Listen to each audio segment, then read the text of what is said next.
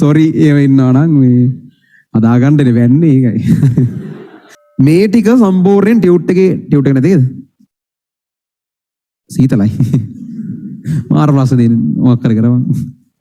රොටරියේ මේ ළඟක ඉඳන් සීතලයි කියලා ප්‍රශ්නේ දැන්. ඉස්සර රස්නේ ඒකන ඕකේ වෙන්නේ අර එකම හෝල් එකේ විවිධ කාලගුණික තත්ත්ව තියෙනවා. දැන් මේ හරියම බලන සීතලයි මොන සීතලක්ද කියලා කියන්නේ. මේ සීතල නැනේ. මේ සීතලයිද? හොම්මට උඩු. මේ සීතලයි. සාමාන්‍යයෙන් රොටරි එකේ වෙන්නේ මේ එක එක පැතිලට. එක AC එකකින් දෙකකින් තමයි ඔක්කොම බැලන්ස් කරන්නේ. දැන් මේවත් වැඩ. පුදුමයි මොකද දන්නේ.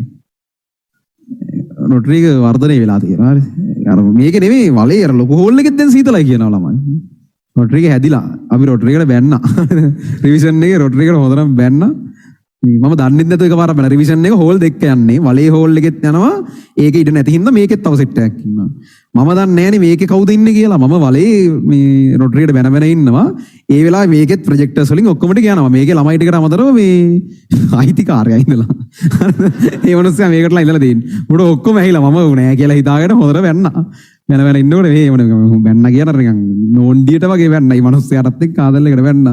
මේ මිනිස්සයා මේකට අහගෙන ඉඳලා කොහොම හරි දැන් හැදිලා. හරි දැන් වෙන කොහේ හරි දැන් අහගෙන ඉන්නවත් දන්නේ නැහැ ලියේ ඉඳන්. සෝරි ඒව ඉන්නවා නම් මේ අදාගන්න වෙන්නේ ඒකයි. කොහොමද මේ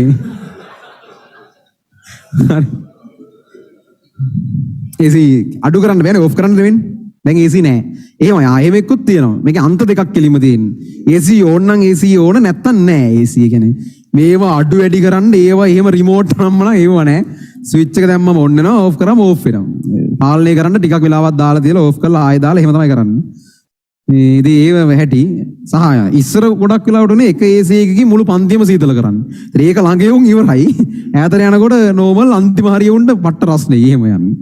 දැන් ඕක මොනවා හරි වෙයි. ගොඩක් AC තිබ්බට ලයිට් එක විතරයි වත් වෙන්නේ වැඩ කරන්නේ. එහෙම තියනවා දැන් ඕෆ් කරන්න නැති එකක් දෙකක් හරි කොහොම හරි ටිකින් හරියයි. ඒක තමයි ඉතින් හරි.